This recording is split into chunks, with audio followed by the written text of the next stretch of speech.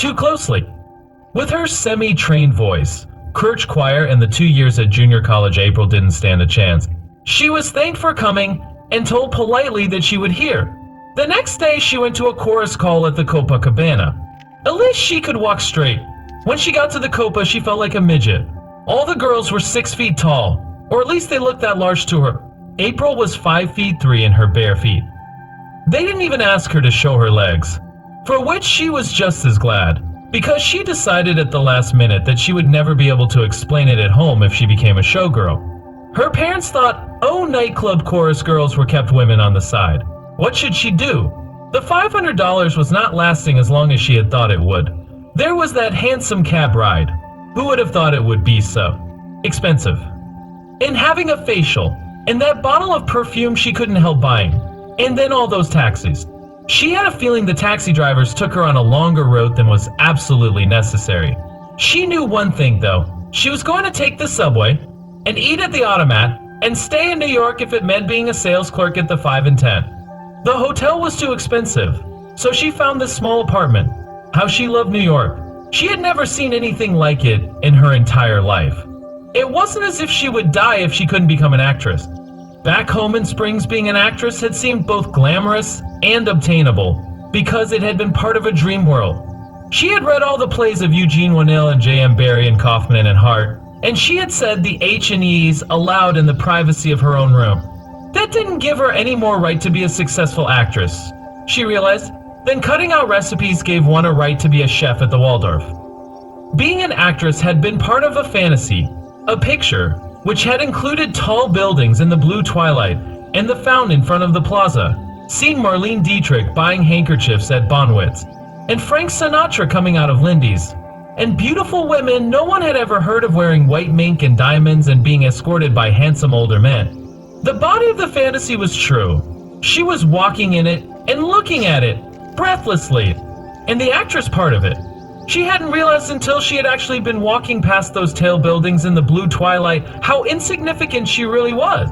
Where could she ever begin to attack a fortress like New York? She didn't even want to. She only wanted to stay there until she herself was part of it, one of those well-groomed, well-attended women, and she half realized that was a fantasy too. She only had to walk up the 3 flights to her dingy room to know what a fantasy it was.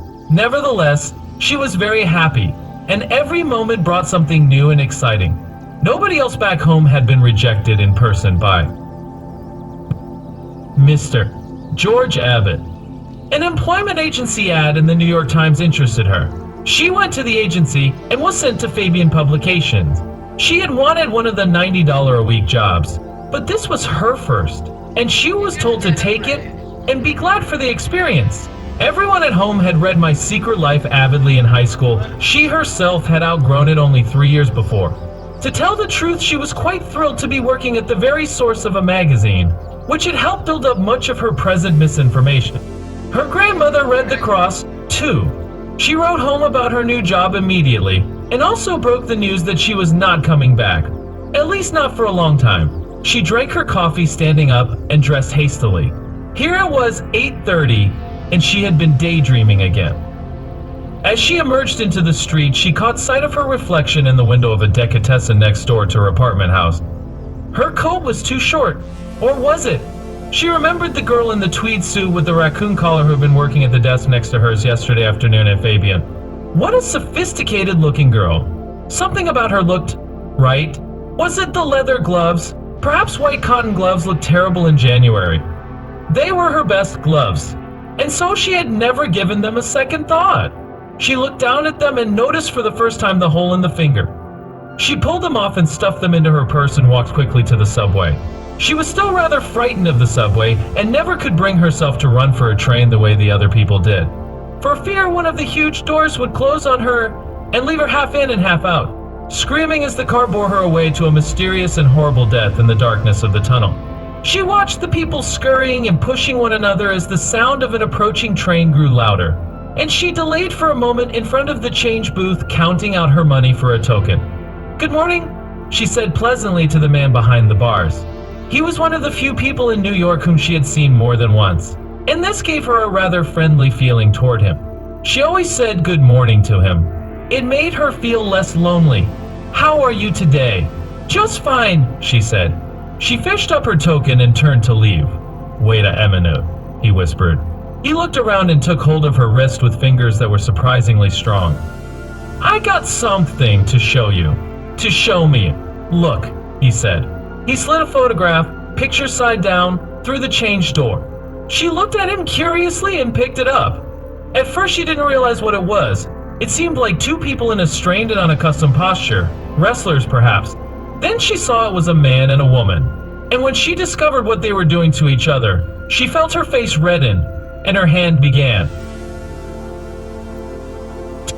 to shake so hard she could scarcely push the picture back through the slot.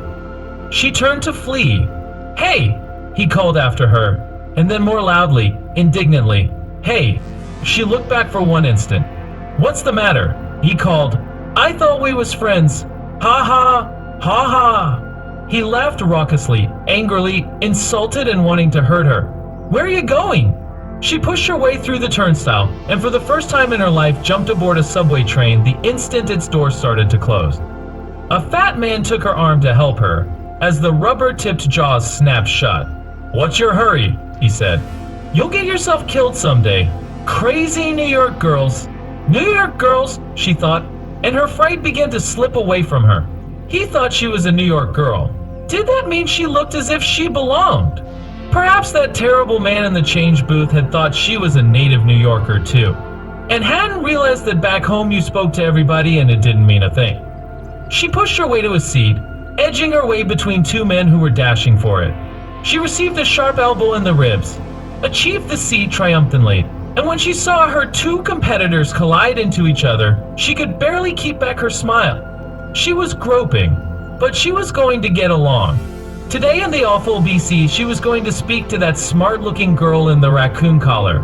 Maybe they could even have lunch together someday.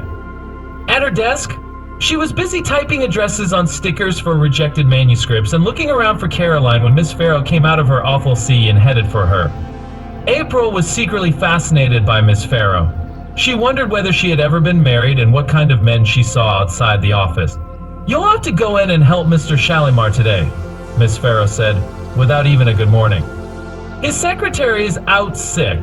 It's that large awful BCA over there with the closed door. You can give the rest of those stickers to the manuscript clerk to finish." "Yes, ma'am," April said, trying to conceal her delight with a mask of office dignity. She swept all the stickers together and nearly ran down the hall to the room where manuscripts were registered and handed out to readers. Mr. Shalimar was the editor-in-chief of Derby Books. She had only glimpsed him through his half-open door, a tall, older man with a grayish face and strongly hewn features, and she had never thought she would be lucky enough to meet him. Mary Agnes had told her that Mr. Shalimar had no to Eugene O'Neill. "I can't help you with any more of Please today," she told the manuscript girl excitedly. "I'm working for Mr. Shalimar." The manuscript clerk stood there impassively in her book-lined room and snapped her chewing gum. "We all have our troubles," she said. Finally, April looked at her, surprised, and then shrugged and hurried down the hall to the office with the closed door. She tapped on it timidly. There was no answer. She stood for a moment with her ear against the door, trying to hear if there was a conference going on inside, but she heard nothing, so she turned the knob and went in.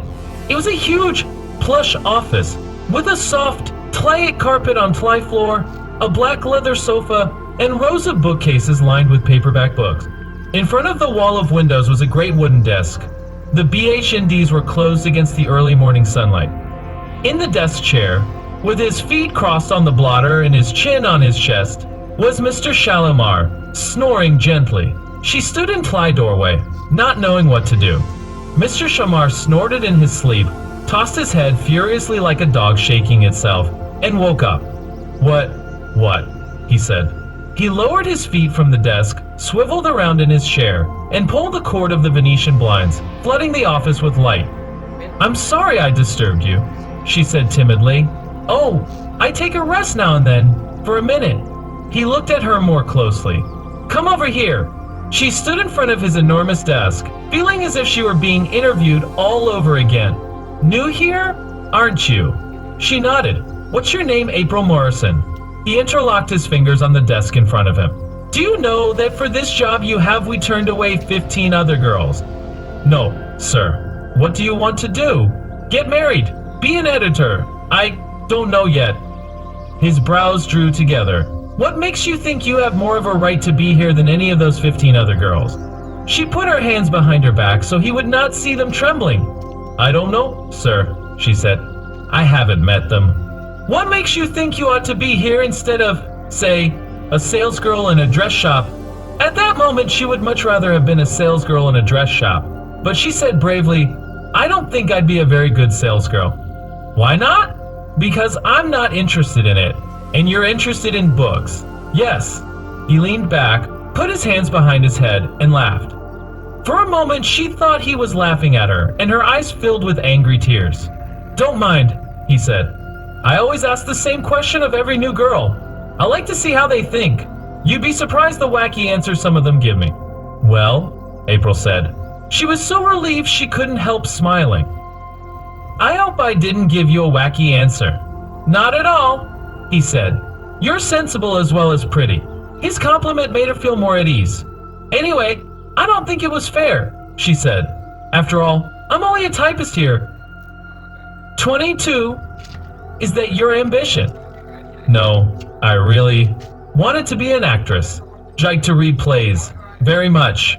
He leaned on the desk and a faraway look came over his face. I used to say to Eugene O'Neill, I knew him well, you know, in the old days, that is, before he was famous. He was a protege of mine. You don't seem old enough. But he had respect for my opinion. I used to encourage him. He smiled at her. I'll tell you some stories someday. I was considered quite a boy genius as an editor. You know, that's before your time. My goodness, April said, I'd love to hear them. Sometime when we have more time, he said gently. I have a lot of work to do today. How are you fixed for this afternoon? Could you stay till 6 o'clock if we have to? My girl is sick just when I was going to do the monthly report on OR books. Could you stay? TD be glad to. If it runs any later than 6/111, give you money for dinner. All right. Now, shut my door, will you, please, and turn the key. There's one thing you'll have to learn right away, and that's how to keep the pests out.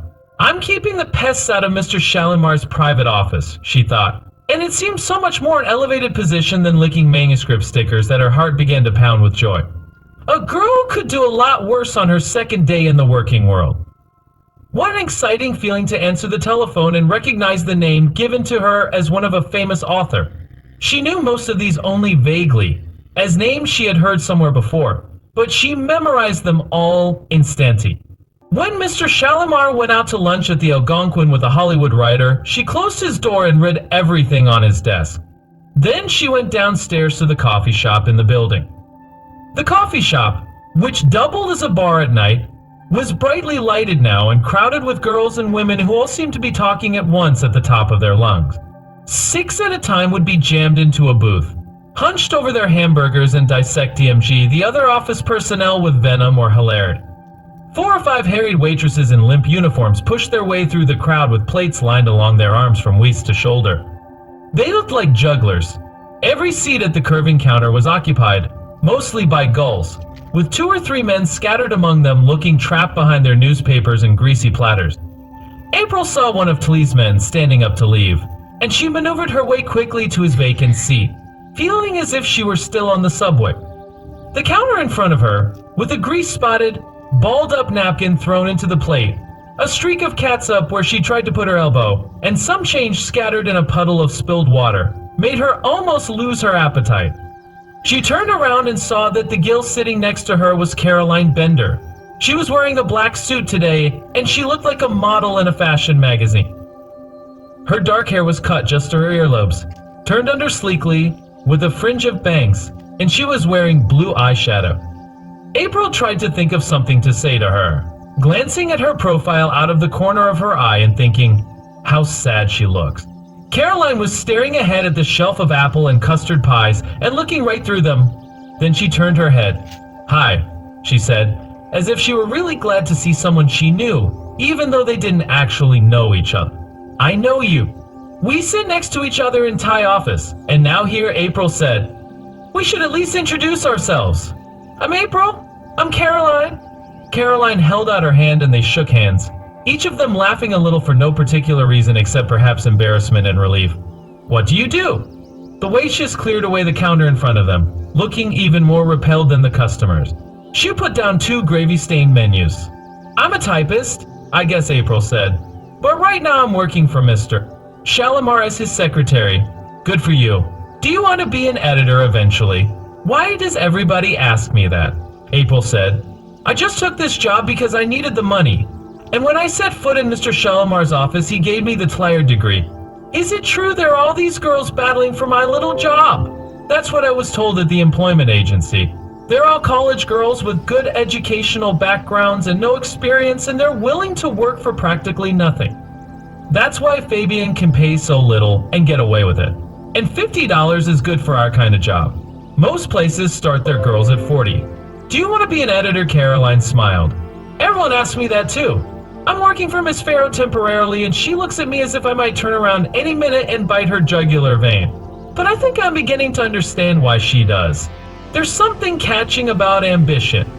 The waitress brought their sandwiches, and they ate for a minute or two in silence. You come from New York, don't you? April said. Port Blair. That's about 40 minutes away. Is that like the country? Well, most of the Westchester towns are. In fact, Port Blair is the only one that isn't. You have all the disadvantages of a long train ride, and then when you get there, you have all the disadvantages of a diety little city. Do you live with your family? That's the only reason for living in a place like Port Blair. I come from Colorado, April said. I know. You know. How do you know? Mary Agnes told me. Oh, she's funny. She knows everything about everybody. April smoothed back her long tangled hair. I thought at first you meant you could tell because I look different. New York girls look so sophisticated. Mary Agnes, Caroline said, smiling. Brenda? No, not them. But you do. You're my idea of what a New York girl should look like. Well, thank you. Caroline said, I take it that's a compliment. Oh, it is, April said. It is. They paid their checks and rode upstairs together in the elevator. Are you doing anything tomorrow after work? Caroline asked her. I don't think so. Well, maybe we could have supper together somewhere and go to a movie. Would you want to? TD love it. Okay, we will. Then, see you. April went into Mr. Shalimar's empty office, shut the door, kicked off her shoes, and did a pirouette on the soft rug. She was very happy.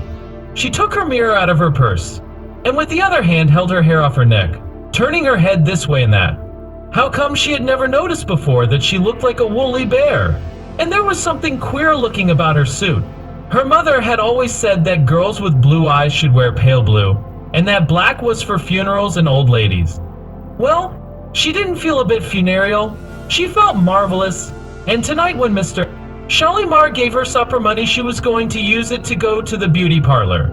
And on Friday when she got paid, she was going to buy a black suit just like Caroline's. Mr. Shalimar wouldn't even recognize her in a couple of days. Her heart began to pound. Wasn't she lucky? She was lucky, all right. She took his ashtray out to the wastebasket in the hall and emptied it, and washed it out in the water fountain. It wasn't until she noticed Mary Agnes's shocked face that she realized she had forgotten to put on her shoes. Dark comes quickly in January, and at 5 o'clock when the girls in the bullpen began to cover their typewriters and tie on their kerchiefs, the sky outside was already black. Mr. Shalimar was dictating the second page of the monthly report, which was to be 10 pages long.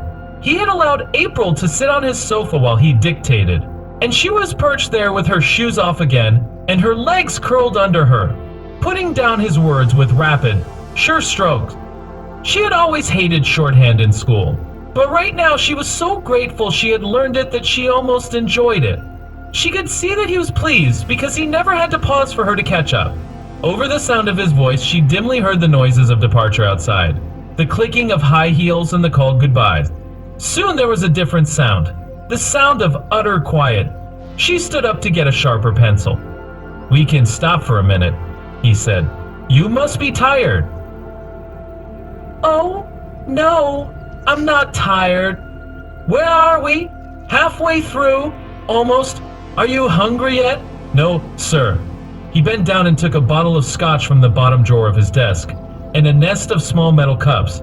He separated 2 of the cups and poured scotch into both of them, like a Shteedel drink. She had never tasted anything stronger than a mixed drink in her life. "I wouldn't want to waste it," she said timidly. He poured half of hers back into the bottle. "Here," he said, holding the rest out to her. Who would ever believe it? She thought. Here she was, so tongue-tied she couldn't think of a thing to say, drinking scotch in the office with the editor-in-chief of Derby Books. This didn't really look like an office. It looked more like the den of a luxurious home, the kind you see in the movies. "Luck," Mr. Shalimar said briskly, and tossed off his drink in one swallow. He poured some water from his carafe and drank it, not even looking at her. Well, maybe they weren't exactly socializing, but she was present, and that was something. She tasted her scotch gingerly and forced Downey a few sips, feeling the warmth travel down her throat. Mr. Shalimar poured himself another drink and looked at her for the first time. "Want some water in it?" "I guess so." She let him pour water into her cup, looking down at his dark, silver-flecked hair, seeing a mole on his ear, and embarrassed to be so close to him. In the moment he was weakening her drink, she noticed every line and tiny mark on his face. At first with curiosity, because he was a great man she knew so Shteedel about. And then with a feeling that was a kind of intimacy, because she felt somehow that his wrinkles and birthmarks and imperfections belonged to his private life. But she was just indulging in hero worship. She told herself sensibly, and then she let herself indulge in it. "Thank you," she said, and went back to her seat on the couch. He leaned back in his desk chair and crossed his long legs. His skin was dark with an athletic club lunch hour tan, and he wore a wedding ring. He looked a little like a Greek shipping magnate, or some kind of Near East tycoon, she thought. On his desk were silver-framed pictures of his family too. "No," he said, "very few people realize the great future that's waiting for paperback books. Do you realize that we have a first printing of 250,000 copies for each and every book? How many copies do you think the average hardcover book sells? I don't know. A couple of thousand copies if it's a flop. Maybe 100,000 copies if it's a bestseller. 100,000 readers in the whole of America. That's not many, is it?" "No," she said. "Do you realize there are towns in America where there are no libraries at all? Not even a bookstore. The only place the people in those small towns can get a book is at the drugstore. And what do they read? Our books. My heavens," she said, "we are responsible for the changing literary taste of America." He went on. "People have to learn to crawl before they can walk. First, they won't read anything but the most obvious kind of lurid adventure stories. Then we sneak in a good book or two. We train them. Eventually, all our books will be as good or better than the best so-called literary hardcover books. Do you think all hardcover books are good literature just because they cost $4? Most of them stink." She smiled a little at his vehemence and took a few healthy gulps at her drink. It made her feel more confident, and she finished it off. "It's our books, with our sexy covers, and our low cost, and our mass distribution that are teaching America how to read. Let people who don't know anything say Derby books are trash. They'll see. I never thought of it that way," she said. He beckoned for her cup, and she went to his desk and waited while he fixed her another drink. This time he tapped his cup lishly against hers before he drank. She went back to the couch, feeling suddenly very happy. No wonder everyone around here seemed so curious about her editorial ambitions. It wouldn't be a bad thing to get in on the ground floor of a literary movement. That's what it was. "Have you read any of our books?" he asked. "Oh, a few, yes." He opened his desk drawer and took out 4 books and put them into an envelope. "Here, read these this week, and let me know what you think of them. I'm interested in a young girl's opinion. Mine?" She was incredulous. "Use your instinct. I'm not interested in your education. Some of the people who buy our books regularly are college graduates, but most of them aren't. They either like a book or they don't. Just tell me whether you like them or not, and tell me why. All right?" She realized when she stood up to get the books that she should not have gulped her second drink so quickly. Everything was rather blurry, and her face felt hot. When she took the envelope of books, his hands brushed hers, and she felt a great daughterly affection for him. He looked at his watch. "It's late. You must be starved. Tell you what, we'll go downstairs to the place in the building and grab a bite, and then we'll come back up here and finish the monthly report. Go get your coat." She made her way to her desk, holding on to the door as she went through. Those drinks had been stronger than she thought, and it was late. She didn't want him to notice she was high. He'd think she was a real little hick. Some food and coffee were just what she needed. As she powdered her feverish face, she heard him speaking on the telephone in his office. She could not hear the words, but the tone of his voice was weary and apologetic. He was calling his wife, she was sure, to say he would not be home for dinner. She felt sorry for his wife, who had probably been looking forward all day to being with him again. And she felt rather sorry for him because he had to eat a sandwich in a greasy coffee shop and then come upstairs and dictate for 2 more hours to his secretary. The only one she didn't feel sorry for was herself. "Good evening, Mr. Shalimar," Tly waitress said cozily, as if he were a habitué. There were little tables in the darkened bar section of the coffee shop, and the main part where April had eaten lunch was brightly heated and closed off. Mr. Shalimar led her to a table in the corner. 2 scotches with water on the side, and 2 steaks, he said. "Is that all right, April?" "Yes, sir. Fine." Things weren't so blurry in the dark, and from somewhere near the ceiling soft music was playing. He was sitting next to her on the leather banquette, and he leaned forward, looking at her closely. "You're a very beautiful girl. Do you know that?" "Thank you," she said, embarrassed. "Have a lot of boyfriends? What kind of man do you like?" "I don't have any boyfriends here in New York," she admitted. "I don't know any. Back home I had a lot of dates. I guess. Anyone special?" "Oh, no. What kind of man appeals to you? What kind of man would you like to marry?" She had discussed the question many times with her sorority sisters in the long, intimate conversations girls hold in the night, and she recited her answer surely. "An understanding man, someone kind and intelligent. He wouldn't have to be handsome as long as he seemed handsome to me. I guess if you love someone you think he's good looking, and if you dislike someone or he's mean to you, you get to hate his looks." "A very good answer," he murmured. He tapped his glass to hers. "I hope you get him." "Me too," she said. She drank her scotch and felt like giggling. "You have a devastating smile. When you meet that boy, he won't have a chance." This time she did giggle. "I wish I would meet him. I've never been in love, just crushes on boys, but I knew that wasn't real. I wish I were in love with someone who loved me." "And what about Funf?" He was looking at her more closely. "Wouldn't you like to meet someone you could have fun with, without necessarily being in love?" "Yes," she said. She wasn't quite sure what he meant. The words were innocent enough, the wise words of a father to an impatient, romantic daughter. But there was something about the way he said fun that made it seem different and infinitely more mysterious than the kind of fun she'd always had with boys or anyone. "I guess so," she said. He looked at her warily. What kind of things do the young boys say to the young girls nowadays? What do they say when they want to? "Make love. Say," she said. "They don't say anything. They mostly just grab." He laughed. "That must be very unpleasant." How understanding he was. "It is," she said with wrath. "I just hate it. How do college boys make love?" She was a little embarrassed to be talking about kissing and petting with this man. First of all, she had never discussed sex with any man in her life, certainly not even her father. And secondly, Mr. Shalimar was from a world so removed from her own that she could not imagine how he could possibly be interested in her amatamish little Jafrunseed battles. "I'm not exactly an authority," she said, smiling.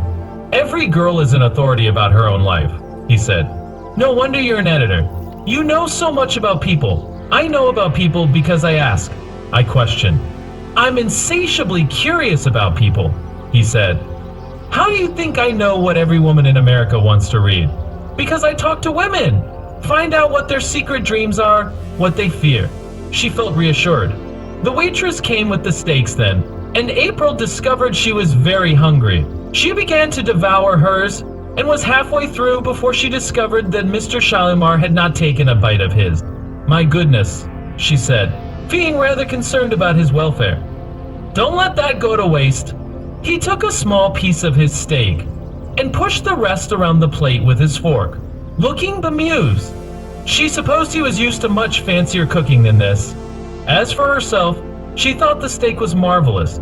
"You may have mine too," he said. "Oh, I couldn't." "Go ahead." He placed his steak carefully on her plate, and she smiled at him, feeling self-conscious and childlike and well-cherished.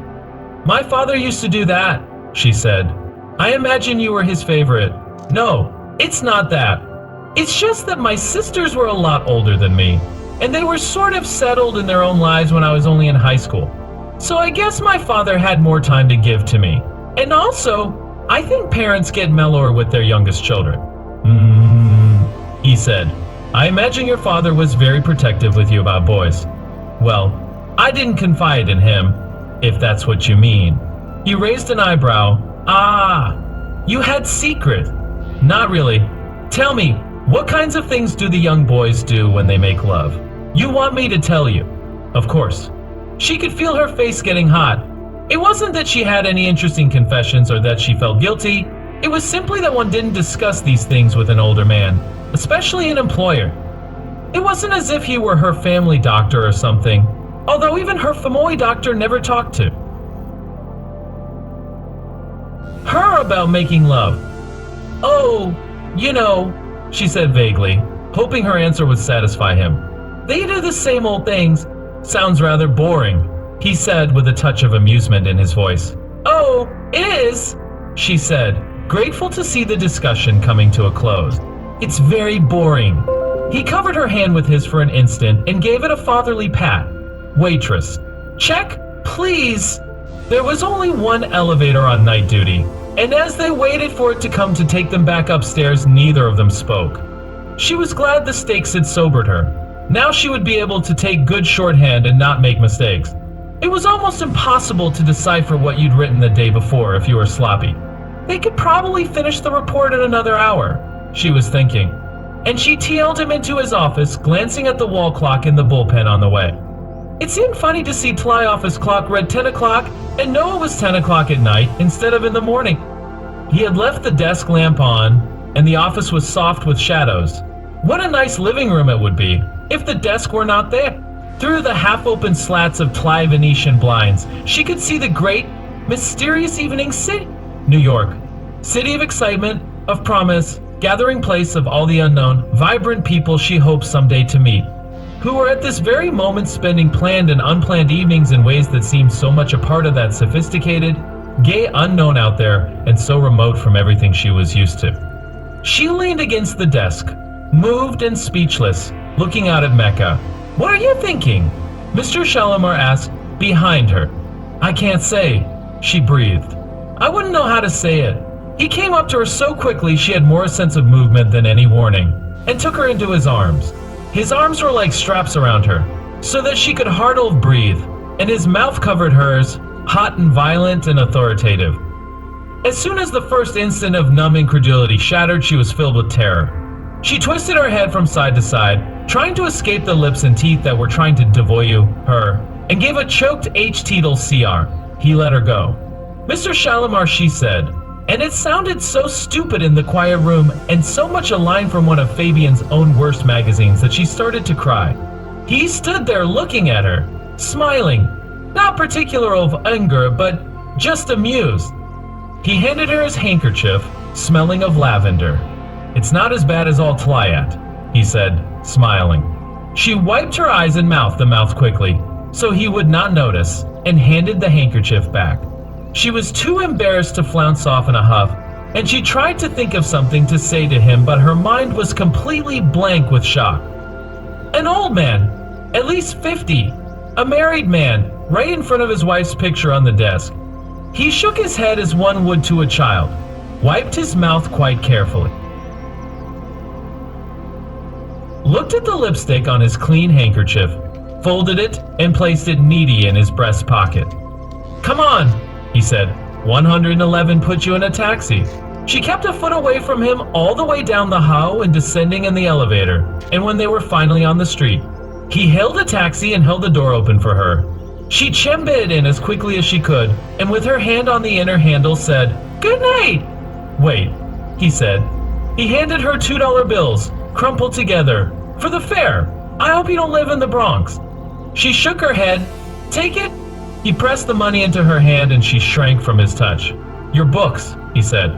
He had carried the envelope with the 4 paperback novels in it all the way down in the elevator, and she had not noticed because she had deliberately been avoiding looking at him. "Don't forget to read them," he said pleasantly. He tipped his hat and shut the taxi door. It took her a moment to remember her own address. The inside of the private, dark taxi was comforting. She pushed the envelope of books to the far side of the seat as if it were a dead animal and put her face in her hands. Funny.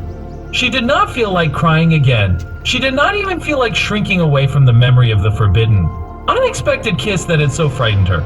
As a matter of fact, now that she was alone and safe, the feeling of the kiss returned, at first frightening and then vaguely thrilling and wonderful. Mr. Shalimar had kissed her. Mr. Shalimar. She should feel resentful. She knew she should feel angered. But she felt instead the stirring of a new feeling, a kind of romantic intoxication. It warmed her, secretly and a little guiltily now that she had embraced it, all the way home. Chapter 3, Port Blair, where Caroline Bender lived with her family, is a town situated along the line of the New Haven Railroad and is distinguished by its utter lack of pleasant suburban qualities.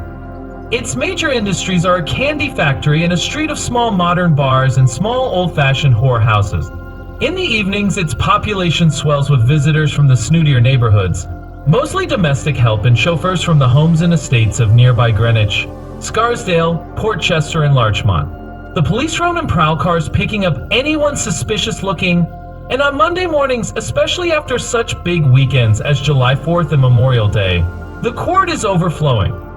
In the very center of town, there is an 8-block square oasis of large, beautiful homes, tree-lined streets, and jealously guarded privacy, which 50 years ago was the original town of Port Blair. The gin mills, the honky-tonks, the cheap cafes, all came later, at first slowly, and then, as the candy factory was established, rapidly and vigorously, surrounding the old suburban area but never succeeding in choking it off.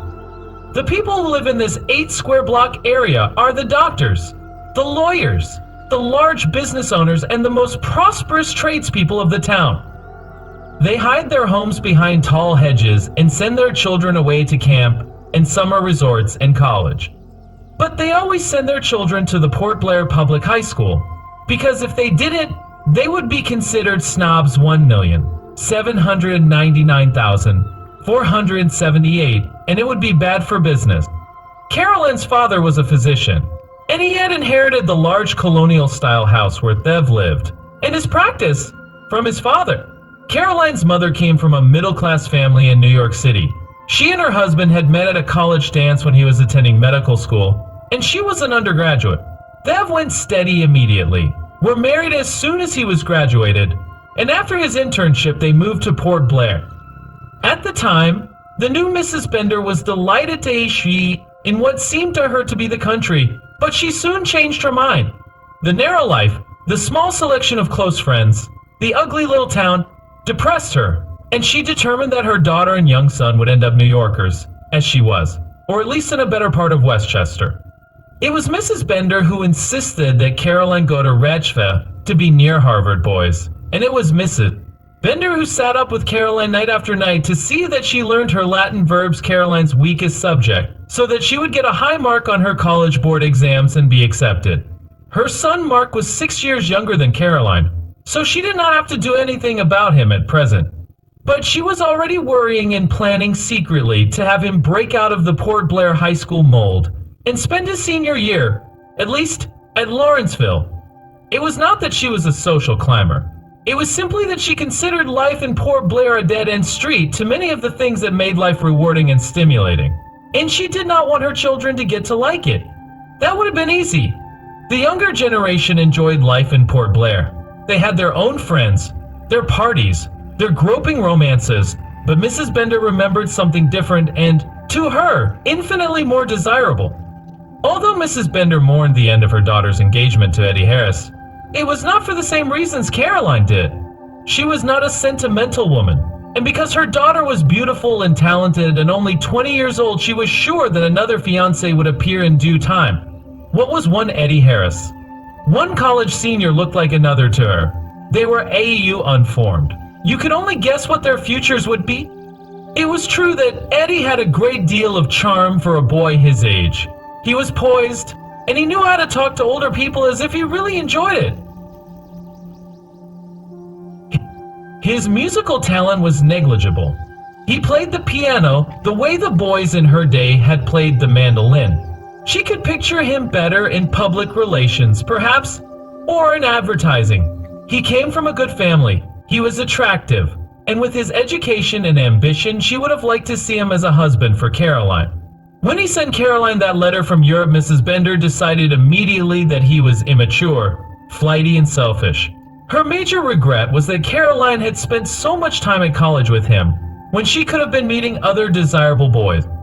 It would not be so easy to meet friends, her euphemism for a good catch, in Port Blair after graduation. When Caroline expressed a wish to find a job in New York, Mrs. Bender was proud of her for taking the whole unhappy affair so well. She knew Caroline had no particular career ambitions, but nowadays a girl had to work even if she didn't need the money. You didn't stay home and rot, especially if you lived in a place like Port Blair, and rot was the word Mrs. Bender said, for what would happen to a girl in Port Blair? Dr. Bender was a typical small-town doctor, despite the fact that Port Blair was nothing like a typical small town. He liked people, and people liked him, coming to him with their family troubles as well as clear physical ailments. He was the kind of man who was more appreciated by his friends than by his family. The women who came to him with their aches and pains, real or imaginary, went away sighing enviously for that lucky Mrs. Bender, the doctor's wife. He was such a gentle, giving-in sort of man, and he gave so much of himself to his patients and their silly, tedious problems that he had very little left to give to his family. He never took his son to a football game. He often fell asleep right after dinner, in front of the television set or with a medical magazine in his hands. And then, like as not, he would be aroused an hour later for an emergency house call. Almost the only girl in town who didn't confide in Dr. Bender was his daughter Caroline. She confided exclusively in her mother, and her mother came to guard this privilege with something that was very like jealousy. It was often, "Your father doesn't know about those things." And Dr. Bender, who loved and respected his wife very much, came to say more and more often, "Ask mother. She knows," until finally there was no more reason for him to have to say it at all. When Caroline brought home the manuscript the night of her first day at Fabian, it was her mother she told. And when she read it, and found to her amazement that she did not agree with Amanda Farrow's comments at all, but found the novel to be boring in spite of its facile style, it was her mother she consulted. "I read this book last night, Mother. Well, a manuscript, Rowie. They're probably going to publish it because Miss Farrow said it was wonderful. I read it, and I thought it was downright dull. Do you think I'm in the wrong field? I thought I knew about literature, but this book really put me to sleep. Maybe there's a secret about paperback books. You always had good taste," her mother said staunchly. "A book is just a book as far as I can see. Everybody's entitled to his own opinion. I never could stand The Scarlet Letter myself, and that's a classic." This reminded Mrs. Bender of an English literature course she had taken in college, and what the professor had said to her, and she went off into one of her lengthy nostalgic anecdotes about college, which was one of her ways of escaping temporarily from life in Port Blair. Caroline had heard the story before, and many others very much like it, and she finished her breakfast coffee drifting off into her own thoughts. They would more than likely publish the manuscript, but she thought it was so dreadful. Was it any of her business? But she'd read it. The manuscript was due to go next to Mr. Shalimar, the editor-in-chief, and it was she who was supposed to put it on his desk.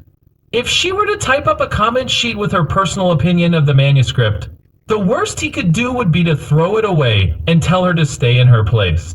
He wouldn't fire her. He would understand the overenthusiasm of a novice on her first job. And she might just possibly be right, or at least worth listening to. Perhaps he would let her read some other manuscripts. With her comment in such complete opposition to Miss Farrow's, she had to know if she was on the right track, otherwise it was too bewildering. Her editorial hopes, her beginning feelings of responsibility toward the company. "I'm late.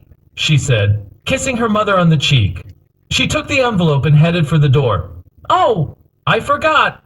I won't be home for dinner. I'm going to eat with a girl from the Offville, BC. Oh, someone interesting. I hope so, Caroline said, smiling. So long. She was 10 minutes early for her train, and she stood on the outdoor platform watching her breath go off in puffs of smoke on the cold, clear air. Up ahead, where the smoker would stop, were the men who commuted every day. Very few, however, because most of the men who lived in Port Blair worked in Port Blair.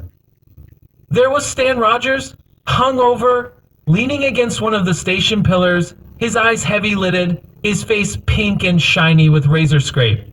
He had been a year ahead of Caroline at the high school, which made him Eddie Harris's age, and he had married a Port Blair girl right after graduation. They now had 4 children, the oldest of whom was 3.5.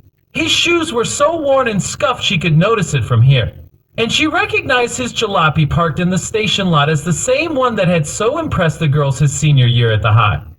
And there were the Litchfield sisters, one fat and one thin, who always dressed identically, as if they thought they were twins, or 7 years old instead of 30, and who worked as comptometer operators in an insurance company. She nodded at them and began to stroll in the other direction. There was someone she didn't expect to see on a commuter trainers. Nature, a friend of her mother's and wife of the local dry cleaning king. Clothes cleaned the Natube way. Their signs read, and people who saw them thought it was some new, mysterious, and helpful process. Actually, the owner of the shops, there were 4, was named Francis P. Nature. He was now one of the wealthiest men in town, Caroline. Yoo-hoo! Mrs. Nature was waving at her. Caroline walked over to her. I'm so glad to see you, Caroline. I was going to call you up tonight, but now I won't have to. I took the itch, Bertie, of telling a young man to call you up. Oh, he used to go out with Francine. Oh, not seriously, but just once in a while. She thought he was quite nice. Since Mrs. Nature had married off her only daughter, she had mellowed to the extent of sending all her daughter's old beaux to the other single girls in her group. Caroline had never cared much for Francine, an extremely loud and nervous girl, and she was not particularly delighted at the prospect of one of Francine's cast-offs. His name is Alvin Wiggs, Mrs. Nature went on. Now, you may hate each other, I don't know, and I never make promises. I always say to the girls, it's only one evening out of your life, and I'm not sending you a husband. Of course, if it works out, and you do find you're just crazy about each other, FTB dotted. Alvin Wiggs, Caroline thought. Mrs. Alvin Wiggs. God help us! Is he attractive? She asked. 2 may think so. Francine thought he was very attractive. I always say looks are the same as anything else. It's a matter of taste. He's going to call you at your office. He might even call you up today, because I gave him your number last night. As I say, I never make promises, and you may hate each other, but I think he's a lovely boy. Well, it was very nice of you to think of me, Caroline said politely. It would have been nicer, she was thinking, if Mrs. Nature had asked her first if she wanted anyone to call her up. What does he do? He's in his family's business, Mrs. Nature said. He works for his father. They're in the mannequin business. There was the 805, roaring into the station. As usual, it stopped too far ahead of the station platform, and everyone had to run to board it. Caroline and Mrs. Nature ran alongside each other, not really together, not really apart. Oh, I just hate this train, Mrs. Nature panted. But I have to go into New York to send some wedding gifts. I can't put it off any longer. So many of my friends' daughters have gotten married. I'm going to sit in the smoking car, Caroline said. Oh, well, I'll see you then. I can't stand the smoker. Call me up and tell me how you like Alvin. They parted, waving, and Caroline crept into the last seat in the car, next to the window. She looked out through the dusty, smeared glass and watched as the station and then the outskirts of Port Blair slid past. Blind dates. She could not decide which was worse, the anticipation or the final actuality. A year ago, 6 months ago, she had thought she was through forever with the unholy 3 of the single girl. Loneliness, being unprotected, and blind dates. Now it had started again. By the time she had ridden up in the elevator at Fabian, Caroline had forgotten the blind date and was caught up again in her working world feeling. Half thrill, half uneasiness, As she passed through the reception room, she noticed a girl about her own age sitting nervously on the edge of one of the couches, wearing a hat. She must be job hunting, Caroline thought. The hat gave her away. Caroline and the girls she knew wore hats for only 2 occasions, going to a wedding or looking for a job. As soon as they were hired, they put their hats back in the closet and did not wear them to the office again until and if they had attained the eminence of a Miss Farrow, and then they wore them all the time in the office. I wonder if that girl at Slayer will be Miss Farrow's next secretary, Caroline thought, putting a fresh comment sheet into her typewriter. Because I sure hope it won't have to be me. She put the manuscript with Miss Farrow's and her own comments on Mr. Shalimar's unoccupied desk quickly, before she lost her courage, and returned to her desk. The girls in the bullpen were engaged in their morning coffee ritual. She wondered whether any of them ever ate breakfast at home, especially the married ones, or whether even those never had time to feed their working husbands and themselves in the mornings. Brenda, who was currently buying her trousseau, had brought in the latest purchase, a white lace nightgown, and had put it on her desk in its open box so that all the other girls could see it. "Look at that," Marv, Agnes whispered. "She must have 45 nightgowns by now. She buys something new every lunch hour and always puts it on her desk for everybody to ogle at. I don't know who's interested in her trousseau anyway." My goodness, Caroline thought. Sly, frantic buying, the storing up, the preparations. She won't have any money left for after she's married. But she's probably spent her whole life building up to her wedding, and never thinks about all the time that goes on afterward. She had known girls like Brenda and Port Blair, the girls who thought life stopped on their wedding day, in that one moment of perfect achievement, like the figures in Keats's poem about the Greek vase. She thought for an instant of the girl Eddie had married, and wondered what Helen Harris was doing right now. She forced the thought out of her mind. She wasn't going to think about Eddie and Helen. It was over for her. It was none of her business. Let them do what they wanted. Wake up, go to sleep, make love. She wasn't going to sit here and say to herself, "What time is it in Dallas? What are they doing now?" That was a good way to make yourself morbid. She had her own life now too. She was working. She was trying to work her way up to a more interesting job. She would sit here and wait for Mr. Shalimar to come in and look at Brenda's new nightgown looking so out of place alongside her typewriter and filing cards, and amuse herself wondering what kind of man Brenda was buying all these goodies for. Some moose face, probably. The usual procession of latecomers was straggling in through the door. Mr. Rice, in Tlaya, wonderful camel's hair overcoat, with his clear-cut profile beginning to fade away a little at the edges. His eyes were slits this morning, and there was a little cut with dried blood at the corner of his mouth. He paused as usual for a long drink at the water fountain and found his way to his awful BCE like a sleepwalker. "Psst! Look at that," Mary Agnes prodded her, shocked. "Our eminent religious editor," Caroline whispered, after a struggle with the devil. She didn't know, a moment after she'd said it, why she had felt compelled to make fun of him. Actually, he fascinated her, in a way. Perhaps that was why she had said it. The devil, Mary Agnes whispered back scornfully. He hangs around in those Third Avenue bars all night, drinking and reciting poetry and talking to Ever. Stranger he can lay his hands on. One of them probably hit him. Doesn't he have a home, Caroline asked. A wife. He had a wife, but she left him. It's very sad. He lives in a real rundown hotel on the west side. He's divorced and he has a daughter 10 years old who he never sees. He writes to her all the time. I know because his secretary told me. He used to dictate these long, long letters, all about life and love and people and stuff. Sort of advice for when she grows up. That's because he thinks he'll never see her again.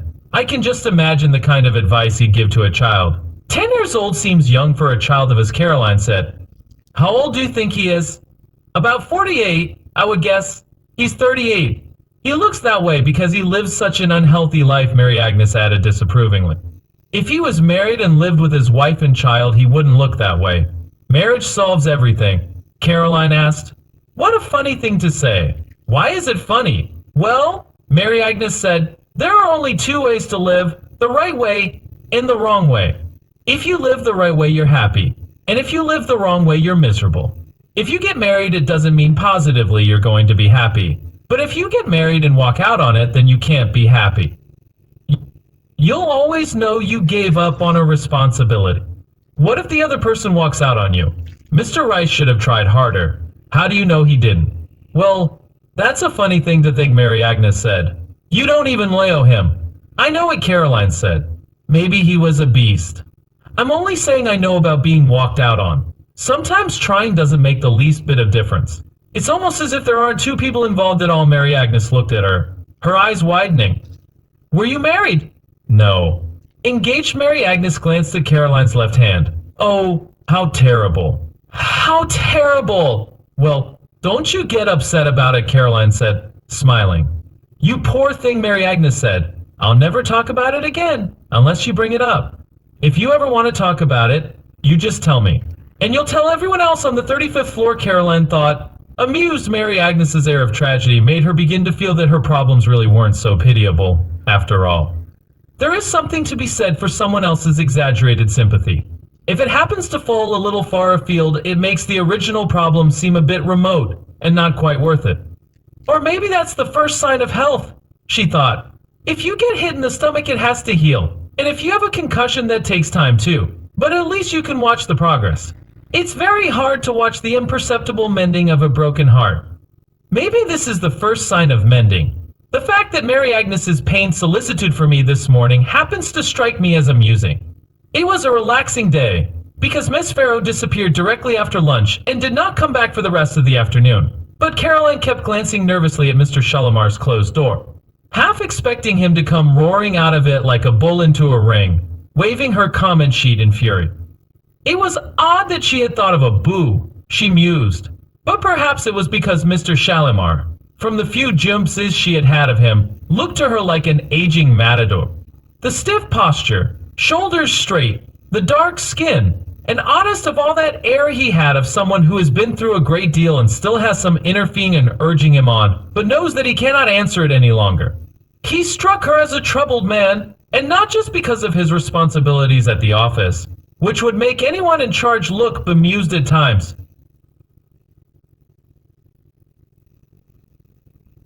It was funny, she thought, that before she had ever had a job, she had always thought of an office as a place where people came to work. But now it seemed as if it was a place where they also brought their private lives for everyone else to look at, paw over, comment on, and enjoy. The typing pool in the center of the 35th floor at Fabian was like the village square, and the offices that surrounded it were like people's homes.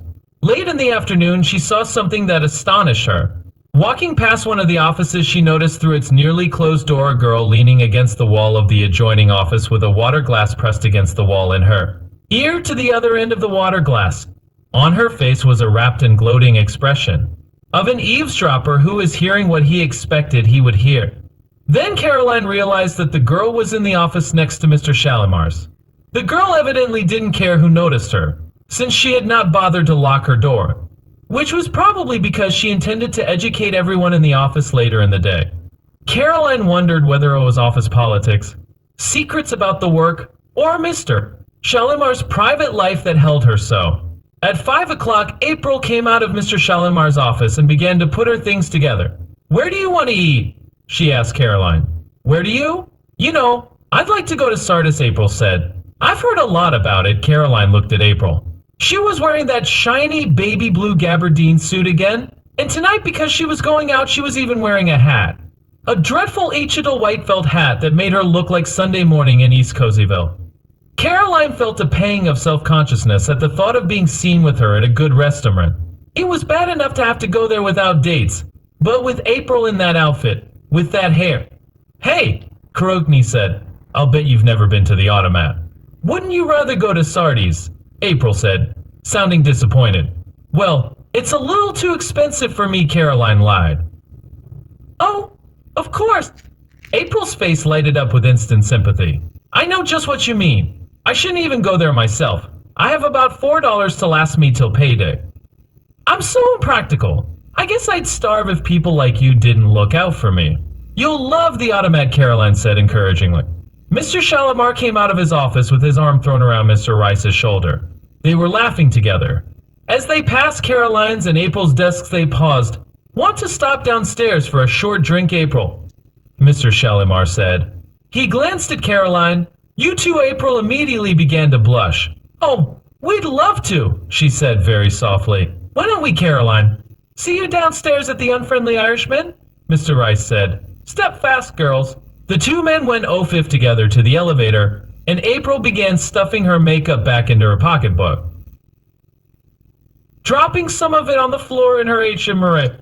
The Unfriendly Irishman, April said. "That's what he calls the bar in this building. Isn't he a CJM Rector if it was the first time Caroline had ever been in the bar?" And she peered through the gloom looking to see whom she could recognize. The room was about 2/3 full, all with people she had noticed in the elevators and halls of the building. This seemed to be the unofficial Fabian Publications Bar, Refuge, Gathering Place, and Thieveau Clock Social Club. Mr. Shalimar and Mr. Rice were seated at a corner table, with drinks in front of them, and they had pulled up 2 extra chairs for Caroline and April. "What'll you have, girls?" Mr. Shalimar said. "Scotch," said Caroline. It was the first tiling she could think of. April looked as though she was going through a mental battle. "Me too," she said then, very quickly and softly. She nibbled on a pretzel and began to blush again. "Well, what do you do around here?" Mr. Rice said to Caroline. "I'm working for Miss Farrow this week," she said. He rolled his eyes in mock horror. He had a perfectly deadpan face with a light touch of cynicism on it. "That's hell week for the sorority," he said. "We only save it for especially lucky girls." How funny. Caroline thought. That's exactly the phrase I used when I was telling Mary Agnes about it. "So you're Caroline Bender," said Mr. Shalimar. "Yes." Suddenly her mouth was dry. "I found a little report of yours on my desk," he said. "I know." Why did her voice sound like a croak? She took a sip of her drink. "I read the manuscript this afternoon," he said. He paused and looked at her. "You know something, Miss Bender." "What?" "I happen to agree with you." "Oh, my goodness," Caroline said, weak with relief. "I don't think I'll buy that book," he said. "My goodness," she said again. His eyes narrowed. "Make no mistake. I am the editor here, and I buy what I like and reject what I don't like, regardless of what any of my editors say. But I like having a bright, young reader who agrees with me. It makes me feel a little better. I hope someday to be a reader," Caroline said. "All right. For the next week or 2, I'll give you a manuscript every night to take home and read. You give me a report on each one. After I see what you can do, maybe I'll let you be a reader." "Oh, that would be marvelous." Mr. Rice smiled wryly.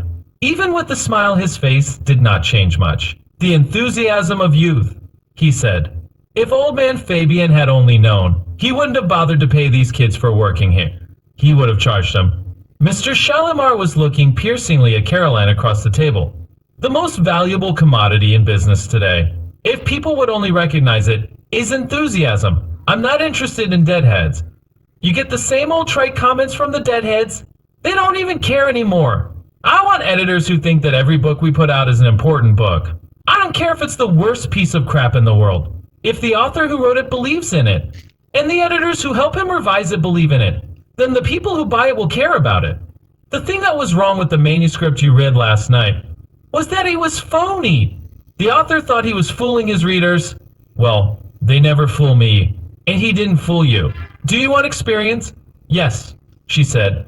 "I'll give you experience. I'll teach you. I've been 40 years an editor. I've taught some of the best writers in the business. I knew Eugene Winnell years ago, and I gave him advice." There was an almost inaudible sigh from April, as if at last she had achieved a moment of delight she had been waiting for a long time. Mr. Shalimar turned to include her too in his revelations. April was looking at him with her eyes shining. Mr. Rice turned his glass of whiskey nearly directly upside down as his throat moved rhythmically, swallowing. His eyes were closed, and he did not seem to be listening to Mr. Shalimar at all. It was 9 o'clock before Caroline realized that none of them had eaten anything but pretzels, and Mr. Rice not even though. April seemed in a trance, leaning toward Mr. Shalimar as a young plant leans toward the sun in a window, listening to every story he told with little gasps and laughs. Caroline was more interested in Mr. Rice, or Mike, as she was now calling him. His attention to Mr. Shalimar was obviously more loyalty than interest, and she began to suspect that Mike Rice, at least, had heard all Mr. Shalimar's stories quite a few times before. He drank quietly, steadily, and pleasantly, the way one plays solitaire or knits a sweater, drink after drink after drink, with no sign of getting drunk. Once in a while he would look over at her and give a faint smile and nod his head. A serious drinker, giving indication that there still is communication between himself and his table partner, but without breaking his rhythm. It was Mr. Shalimar who was finding the liquor hard to take. The first indication Caroline had was a furtive bony hand touching her knee. The face and voice of Mr. Shalimar, above the table, were so self-assured and so much the boss that for a moment she had the wild thought that the hand investigating her leg belonged to someone under the table. It hardly even seemed to be connected to Mr. Shalimar's arm and shoulder. Then she caught the thickening of his speech, and he leaned toward her, looking into her face. "Mike, did you ever notice what a beautiful girl this is?" he said. His husky voice terrified her. She moved away from his hand, upsetting her glass in the process. "Oops," Mike said pleasantly.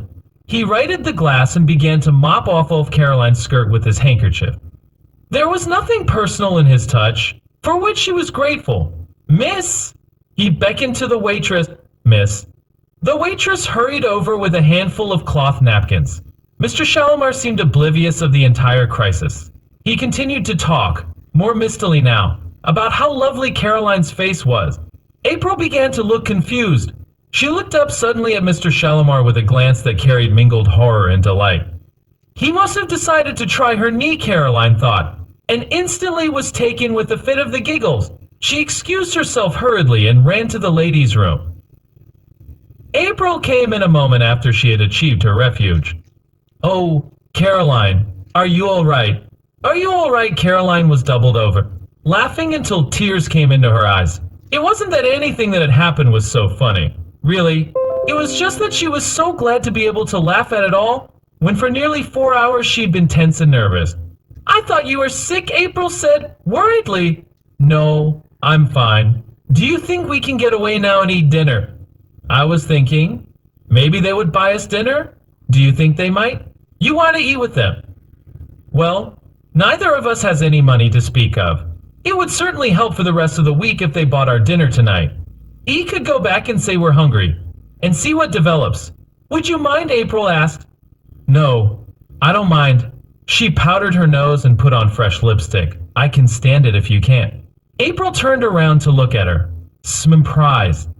"You're laughing at him, aren't you? Well, you must admit he was funny." "Funny? What was Fimmy?" "I think he's the most fascinating person I ever met." "You do," Caroline said dubiously. "But the life he's led, the people he knows. I could listen to him talk all night." Caroline couldn't resist saying it. "And he'll let you too, as long as your leg holds out." April's face turned a deep pink. "Oh, my heavens," she said. She covered her face with her hands. Caroline put her arm around April. "He's a little plastered, that's all. Just you never mention it, and he'll never mention it." April smiled, a bit ruefully. "I was hoping you and I could have dinner alone together. There are so many things I'd like to talk to you about. I was hoping we could get to know each other better." "We will. Do you have to go back to the country tonight? Maybe you could stay over at my house." With the scotch she had drunk, Caroline felt warm and happy and fond of the whole world. "I think that would be fun," she said. She had never seen the apartment of a working girl who lived alone in New York, but from the fashion magazines she had read, she had her own ideas of it. And already the image arose of herself and April chatting cozily until 4 in the morning in a small, austere but romantically chic apartment, the kind she would like to have someday soon. "It's kind of a dump," April said, "but I love it." "I'd love to see it. Come on, out to the wolves." They left the ladies' room and found their way back to their corner table. Mike Rice was sitting there alone. "Mr. Shalimar had to go home," he said. "Oh, what a shame," said April. "We didn't even get a chance to thank him." Caroline glanced at Mike, and for an instant their eyes met. She expected to find a look of amusement there, or at the least his habitual cynicism. But instead, to her surprise, she found a look of caution. "You can tell him tomorrow," he said. "Of course," April murmured. She sat down at her place at the table again and began to toy with her gloves, not quite sure if they were expected to leave now or stay. Mike beckoned to the waitress and pointed at their glasses. Caroline sat down too. For a minute, none of them could think of anything to say. You have to understand, Mr. Shalimar, Mike said finally. There was something about Mike Rice that Caroline liked. She felt she could say anything to him, and he would never be shocked or think she was getting out of her place. Maybe I'm way out of line, she said, but I have the feeling he's had a calm down, and he's ashamed of it. The way he talks about the past all the time and about what he was. You might as well know it, Mike said. I suspect you're going to be around a long time. It isn't as if he's had to calm down from anything. He's never been anywhere. But all the people he's known, Caroline said. The stories he tells.